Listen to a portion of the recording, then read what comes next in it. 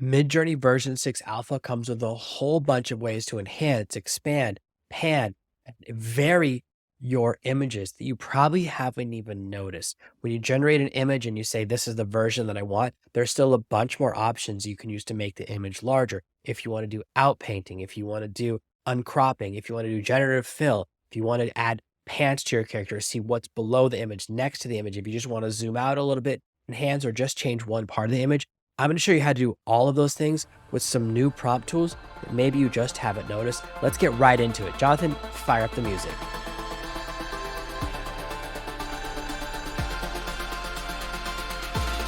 This is the anime cat that I created the other day as part of my demo video trying to test the Majestic image enhancer, which didn't work out very well.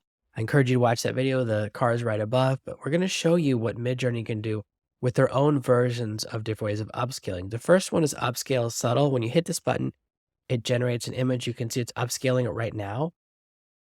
And it's the exact same image, it's just much higher resolution.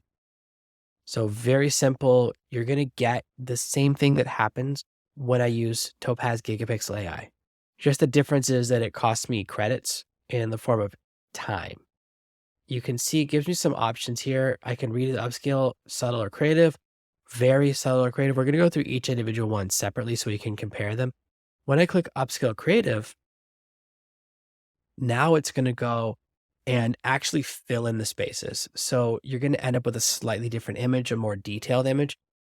Instead of just upscaling, basically the difference between upscaling and enhancing, I would say, it's actually going to try and fill in the gaps in between the image as opposed to just increasing the resolution on the image. Here we have our subtle upscale. And what I want you to look at here, the first thing to notice is the ball around the cat's neck. When we go to our new version, it's redrawn it. As opposed to zooming in, it's done something slightly different. Look, the eyes are slightly different. We've gone from these longer cat style eyes to a more intense, and we always see a reflection of the ball in the eyes. They've actually redrawn a higher resolution version of the image. The cat in the background, this cat image in the sky, changes. What you're doing is giving Midjourney permission to be more creative. That's what it really means when we use this version of the prompt. The difference between subtle and creative is the permission to go a little bit outside the lines. If you want it to be exactly the same image, just higher resolution, you're going to hit subtle. If you want it to be creative, there. Now I want to show you the difference between very subtle and very strong. Let's do very subtle. We can add slight changes to the image, and you can even see if I just add in the word white cat, what's going to happen. By changing the prompt for very subtle, we can zoom in and see this is the same original cat, but now there's some white cats around them. There's even a baby cat, I think, here facing the big cat. Here, the actual cat, you can see this is the same cat. It's turned half white. The legs are still black. There seem to be two tails. There's some things changing in the background. Maybe those are flying white cats. Down here, we can see the cloud becomes a cat. Here's a very different image. So we're getting something different because vary does mean give me different variations. And when I change the prompt, I have the ability to get something different happening. If I don't change the prompt, I'm going to get something very similar. So let me show you what happens when I don't change the prompt. When we don't change the prompt, we end up with slightly different versions of the same image. The cat's outfit slightly changes. Now there's this blue scarf. There's something blue here that's black in the other image. The bell changes shapes. There's something happening in the ear. Eyes shape slightly change. So we're getting minor variations of the same character when we leave the prompt the same. As soon as we modify the prompt, we're opening the door for some creative changes. And notice that in all of these, the tower is better. So the tower is much crisper and straighter lines in all of these. This one, there's a little cat in the window. These are all slightly different versions, but they're the same cat. The eyes are a little bit different, or the tail is a little bit different, or the clothes are a little bit different, but it's the same cat in different scenarios. That's what happens when we do very subtle. When we do our other version of very strong, here's what we get. This is with the word white cats in it as well. We're going to compare the two batches of white cats. Here, we get a bigger difference. Now the cat's in a different area. This is a very different kind of cat. These are all very different. It's jumping a more extreme change.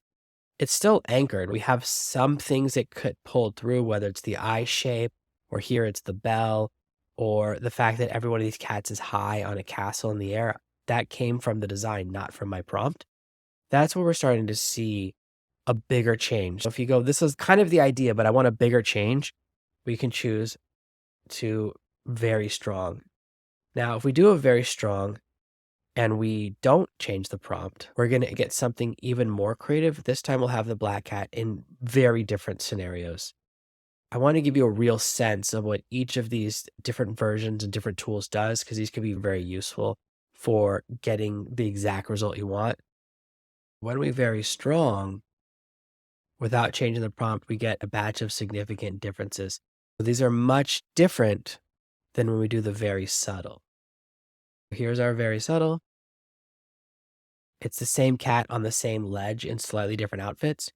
Here, we have slightly different versions of the same type of cat. It's from the same cartoon, but I think this cat and this cat are two different people. It's really about your perspective. They're in a slightly different location, still in the sky city, still with clouds, but slightly different cats. So you get a bigger variation. That's really the difference between these tools. Now, going back to Midjourney, zoom out. This is really uncropping or outpainting or generative fill or other names for this. I use clip drop for this a lot because clip drop lets me control. If I do custom zoom, I can write down what aspect ratio I want. If I want to switch it to 16:9, I like to pull the sliders on clip drop. That's a personal taste thing. There's nothing wrong with doing it here. We're just going to do a zoom out 2x. Zoom out 1.5 is just a slightly smaller version, but let's see what a 2x looks like. We now have different stories. The cat is further away. Before, the cat was quite close. So there's an example, right? The cat was in the foreground. Now the cat's further back because we have a lot more information. In this one, we can see there's the city around the cat. There's no additional characters. This adds this additional character. I don't think that character came out very well. It's not very distinct from the background, whereas this character, this cat's very clear. Here, there's the beginnings of this dragon idea. Instead, we have a star in the top left. If we go down here, this is another great image. Look at how much the tail has become the star of the show. This is a two-tailed cat in a lot of these images. Very interesting things here. Do you want the cat over a wall, or do you want the wall to have a hole in it? Do you want a moon in the sky or birds? We're getting a lot of different information that was just on the outside of that image. And we can keep hitting this to get different versions of what's on the outside. We can do a re-roll where we say, zoom out again until we find one that we like. And then you can take that image, choose it, upscale it, and get a high definition version of it. We've already seen how to upscale the image. That's what zoom does. Zoom is really a version on cropping. Now, these arrows actually mean fill in a region. If I choose down, it's going to just zoom down.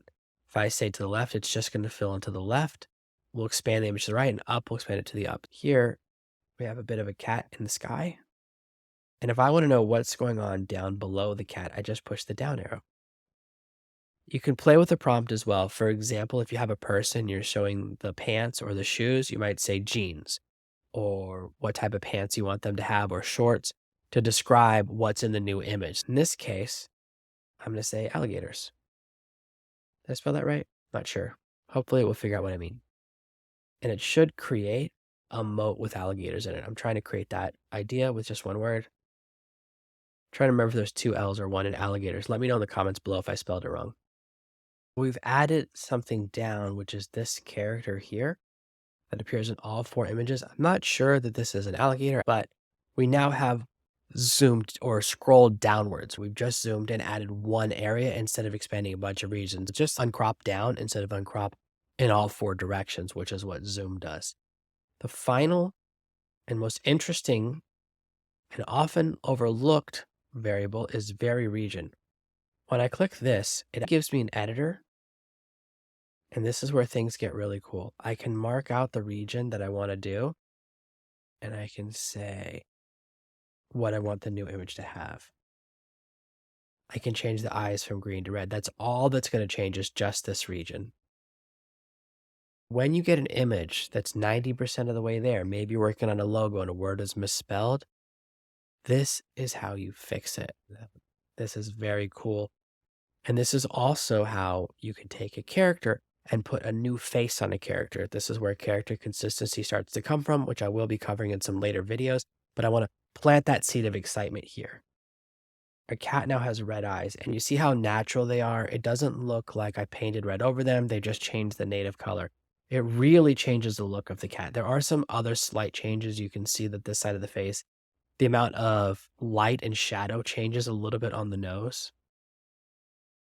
And that's because the nose was inside of that square. So there's going to be change and in between. So once we pick the region that's going to change, that's what's going to happen. We're going to do one more example. You can do multiple regions. I can draw on it and change this entire character. Now I can say, change it to a dog. The rest of the image is the same. We now have a magical dog. You can see it has the similar ears to the cat. It has a lot of that cat influence in this image. This dog looks interesting. I just wish the dog was facing me. But this is what you can do if you just want to change a small part of the image. Here, I was working on the logo for my new course, Coloring Book AI, and this got misspelled. I like the rest of it. I love this background. So let's just fix the text. If we add in that it's a logo text, maybe that will let it know to be more exciting. I think this one in the bottom left is the best version. I think the text is a little smaller than I would want, but we have two corrections in spelling. This is how, if you get a logo from Midjourney, you can try to correct it instead of having to just re-roll and hope you get a similar logo that you like. This is some of the power of what you can do with these new upscaling, enhancing, and variation options that they've added with Midjourney version 6. I want you to see that a lot of the tools I've showed you on other platforms, I've covered ClipDrop, I've covered Magnific AI, which didn't really go that well, and I've covered Topaz Gigapixel AI, which are tools that I use to enhance. But I want you to see that Midjourney inside has some really cool tools that you can use to expand your image, to see what's off screen, to modify what's on the image, to just change the eyes of your character. This is part of the consistency training. When you're thinking about creating a consistent character, you can now replace just one part of a character. And that's where the next level of consistency comes from. We can create something and say, put this face on that character. I'm going to cover that in some future videos, but I want to plant that seed. I hope you're excited by this. I hope seeing what's possible with Midjourney has you excited. Today is my 1-year anniversary. I just got my 1-year rebill of my paid version of Midjourney. Very exciting. How nice to celebrate with a special video for you guys. Let me know what you think. Was this useful? Do you want to see more ways to become a Midjourney power user? Do you like my videos where I review tools? Do you like when I review tools I like? Or do you like when I review tools that I hate and it makes me really sad at the end?